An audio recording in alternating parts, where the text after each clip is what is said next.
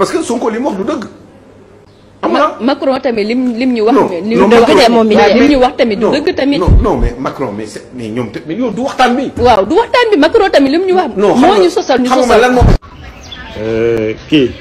Naby Vision.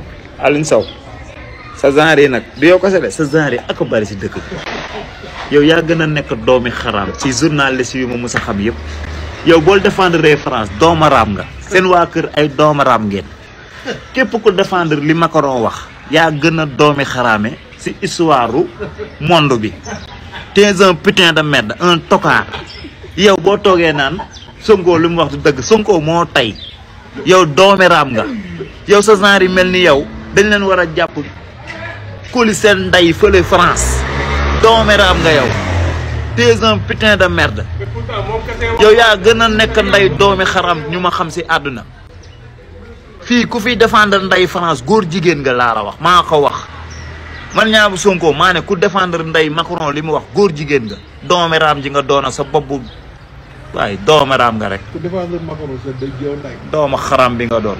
yow dama xamul ban xeetu doomu aadama Macron saaga sa askan yëpp que ne ils sont ingrats ils sont nés ingrats l'ingratitude est innée chez eux nga toog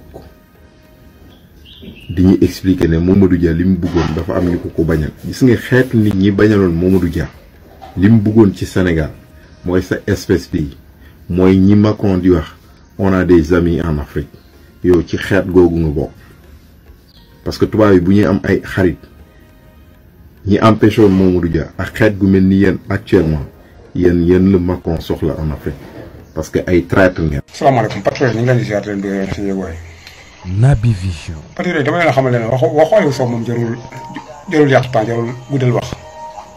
Aliou Sow moom doomaram pire la ko jàpp doomaram ko bàyyi doomaram Aliou Sow moo gën a nekk doomaram ci chroniqueur yi nga xam ne xam chroniqueur la xamul lu mu doon waaye moo gën a nekk doomaram ci nit ñi moom tubaab bu perte la tubaab maral taara la nekkee tubaab yi waaw góor jigéen la Aliou Sow koo jàpp góor jigéen ku ko bàyyi góor jigéen kon jëlul tontu su may doon damay tontu ko xam ne nii responsable na am na lii waaw Aliou Sow gaañ boobu mu ngand boobu nelam bu yaatu boobu kopp doo nga ci ne amul xam-xam kopp doo nga ci ne du wax idée débat bu muy débat gaañ ay dër rek waaye waaw am na lu may rus boobu am na yoo xam ne sax du ma ko wax am na ñu ne bul débat bu ñu ko évité woo débat wal fa jëri barke si dina ma xam ne débat bu ma ko seetaan amul benn débat boo xam ne évité nañ ko grand place rek ma toog seetaan ko bu may gis bu may gis di sa plateau bi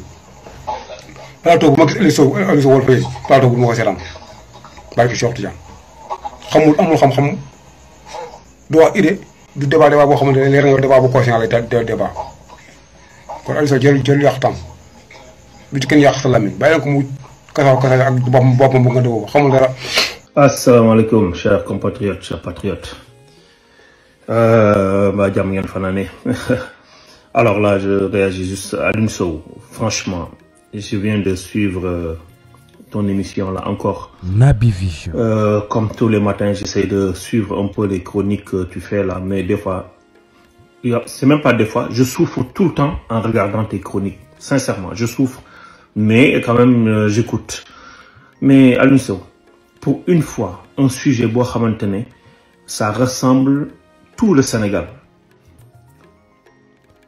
moi je savais que toute personne sensée dina approuver la réponse apportée par le Premier ministre Ousmane Sonko à Emmanuel Macron mais seuls toujours les mêmes les nihilistes les mauvaises personnes ñoo xamante ne musuñu bëgg ñi fi toog fi ba pare continuer di cultiver di semer pour que mu am discorde entre son excellence Bassirou Diomaye Diakhar Faye ak le Premier ministre Ousmane Sonko c'est les mêmes te tu fais partie moi je dirais même que tu es la tête de liste honnêtement tu es la tête de liste moo tax quand tu parles tu transpires mais tu vas transpirer pendant 5 ans. Tu vas souffrir pendant 5 ans. Diomaye moo waroon tontu, Ousmane Sonko n'avait pas à répondre. Nga teg ko fan di ñu jaay ne xam-xam waaye dama koy teg ci xam-xam, il faut que mu wax xam-xam, et puis li muy wax sax du xam-xam ndax su fekkente ne bu dee tirailleurs yi du ñoom ñoo empêché France nekk allemande parce que c'est les alliés. Donc les tirailleurs, tu les sors des alliés, quoi. Les tirailleurs font pas partie des alliés. Quand on peut citer des alliés comme les États-Unis et autres, mais les tirailleurs, donc boole woo leen ci alliés yi.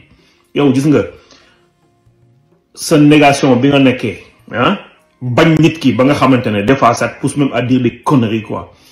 Amul benn sujet boo xamante ne au moins day def entente nationale ñëpp ànd ci ni approuvé ne au moins c'est qu'il a répondu. Moi je voulais même pas faire vidéo sur la réponse d'Ousmane Sonko parce que je trouve ça totalement légitime ngay wax même bu fekkente ne jëloo ko dans le cadre il n'a pas répondu en tant que chef du gouvernement, il a répondu en tant que même président de parti.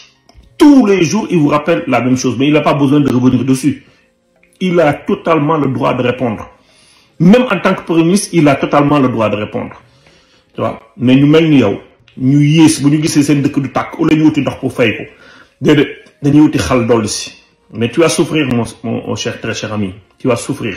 Tu vas souffrir. Tu vas souffrir pendant 5 ans avec des gens comme toi. Wassalam. Gars yi bëgg waat ziarat échange bu tàng jër entre Emmanuel Macron et le premier ministre Ousmane Sonko. Mais avant may développer sama sujet damay bëgg ngeen abonné bu baax di gën di partager vidéo bi di gën di aimer vidéo bi ma ñëw ci suñu sujet. Emmanuel Macron ak Ousmane Sonko dañoo amoon ay échange démb. Emmanuel Macron dafa génn def benn post mu wax ne dina négocier ak chef d'état africain yépp pour ñu xool nan lañuy def pour que seen militaires yi nekk Afrique seen base militaire yi am Afrique ñu jëm na xool nan la leen indiwaatee fële comme ça ñu mën a jógee ci pays Afrique yi. Ousmane Sonko génn daa koy démentir ne ko amul benn négociation boo xam ne si moom moo am y compris le Sénégal mu ne Sénégal négocié wul ak benn yoon pour que maanaam base militaire français yi jóge fii ci Sénégal. dafa fekk ni maanaam français yi ñoom ñoo fële naat bi xorom moom ndax France amul capacité pour maanaam yor sécurité wu Afrique parce que français yi nekkuñu fi lenn lu dul déstabiliser yenn pays Afrique yi yàqal yenn pays Afrique yi y compris Libye. parce que nee na boo xoolee Libye la fa xew lépp français yi ñoom ñoo ko def ñoo yàq dëkk ba caxat-caxate ko def fa lu leen neex moo tax maam état maam mu ne Sénégal c'est un pays boo xam si nii dafa moom boppam am peuple boo xam ne dañoo moom seen bopp moo tax ñu bëgg base militaire français yi jóge fi. nii la affaire yi demee nag mu nekk nag loo xam ne tey journaux yëpp ko reprendre nga xam ne Ousmane Sonko li mu wax nii bari na ci ay jamono ci ginnaaw amul benn président bu ñëwoon taxaw wax ko kon kii nan ko ñaanal. Naby Vision suñu borom may ko wér ak tal bu wéree rek mooy ndamu Afrique mooy ndamu Sénégal jaa ngeen jëf.